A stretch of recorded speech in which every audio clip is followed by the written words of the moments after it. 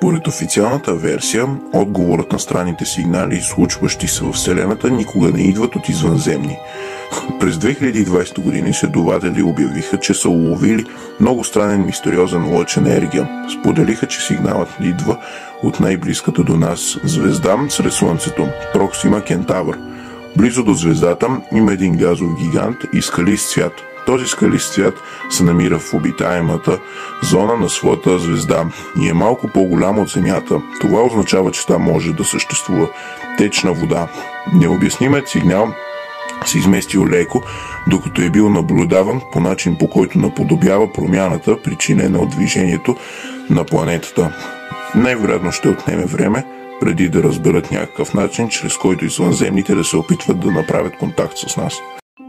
Астробиолозите бяха в нервна възбуда с очакване и скептицизъм, когато се появиха новини за потенциални доказателства за живот в горните облаци на Венера.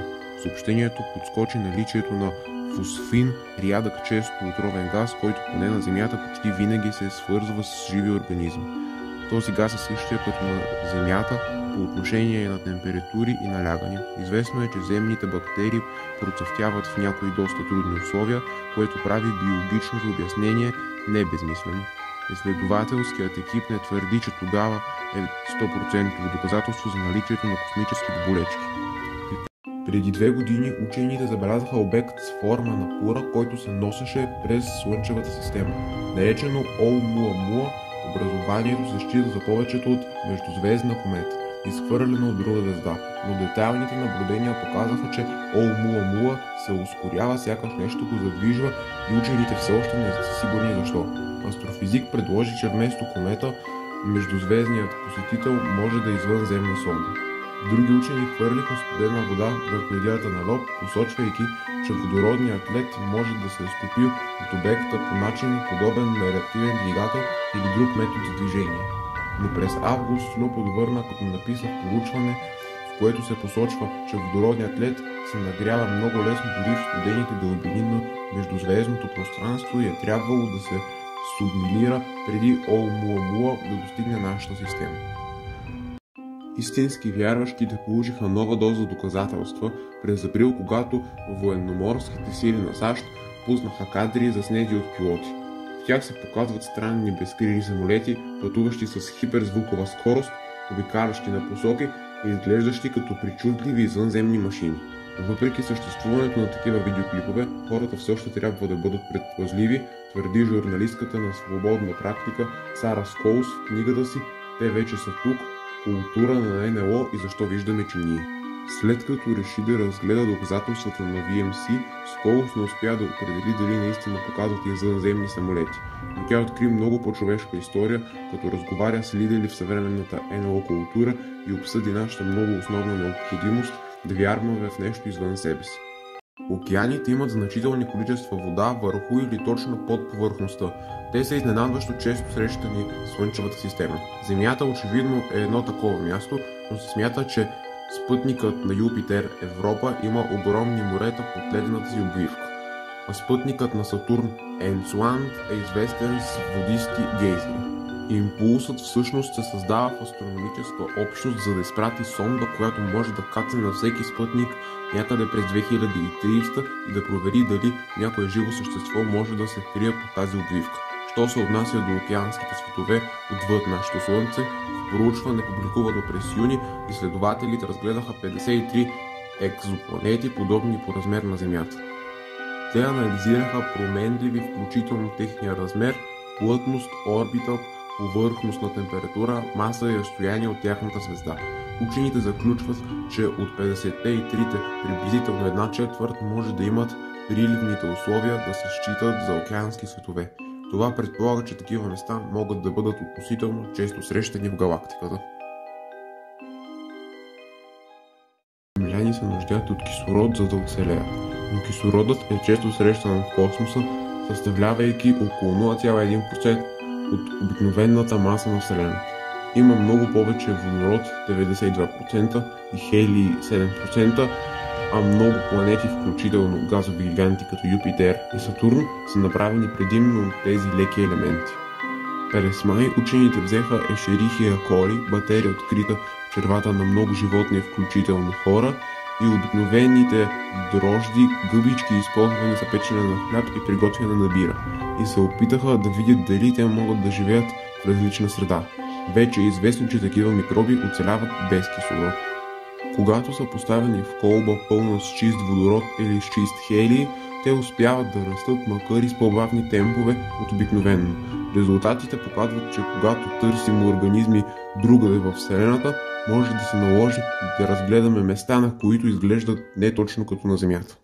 Когато търсят живот в други светове, повечето ученици придържат към това, което знаят. Търсят светове с размер на Земята, обикалящи около слънчеви звезди.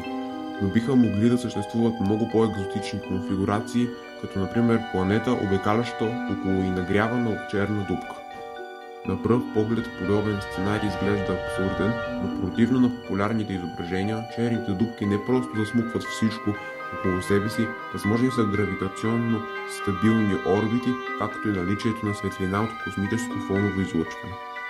Температури близки до абсолютната нула от ранната Вселена, която прониква в цялото пространство, ще се нагрее, когато падне в черната дупка. Както показва публикация, публикувана през март, това може да осигури топлина и енергия на всички организми, които евентуално са успели да се развият на такова странно място. Докато търсим същества извън нашата планета, важно е да имаме предвид, че може да не сме единствените, които правят това. През октомври изследователите излязоха с каталог от 1004 близки звезди, които биха били в добра позиция да открият живот на Земята. Ако наблюдателите бяха там, търсейки от планети, обикалящи около тези звезди, те биха могли да видят признаци за биосфера в атмосферата на нашата бледосидня точка, казва водещия автор на изследването Лиза Калтенегер, доцент по астрономия в Корнел. Използвайки инструменти за наблюдение, подобни на методите за определяне на времето на преминаване, които човешките астрономи използват за изследване на екзопланети, такива извънземни наблюдатели биха могли да търсят кислород и вода в нашата атмосфера и може би да заключат, че Земята е добър дом за организмите. Човешкият мозък има много ограничения. Ние сме подведени от когнитивни пристрастения, оптични илюзии и невидима слепота за нещата, които не очакваме да видим. Един въпрос, който винаги е преследвал изследванията на извънземни същества, е дали можем да разпознаем живот, който е толкова различен от този, който срещаме тук на Земята.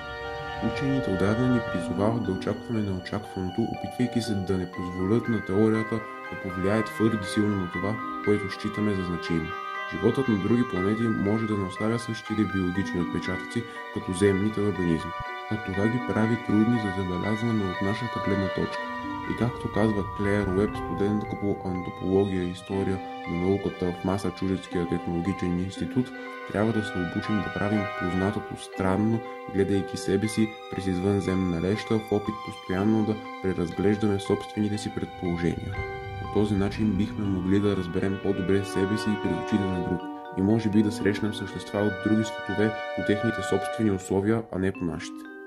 Където има живот, има и смърт. Макар и че обичаме да си представяме, че нашата галактика гъмжи от технологични същества, способни да се свържат с нас, обратната страна признава, че всички култури се издигат и падат, което означава, че много космически общества вероятно са загинали отдавна.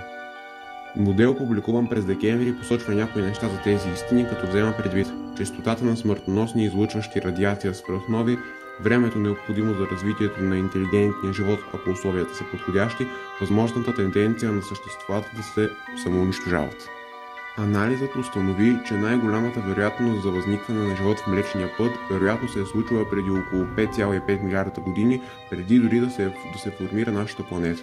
Това предполага, че човечеството относително закъснява в галактиката и че много от нашите потенциални партньори от другия свят вече не са наоколо. Кликнете 2 пъти върху екрана на видеото и по възможност се абонирайте за канала за още видеа от поредицата.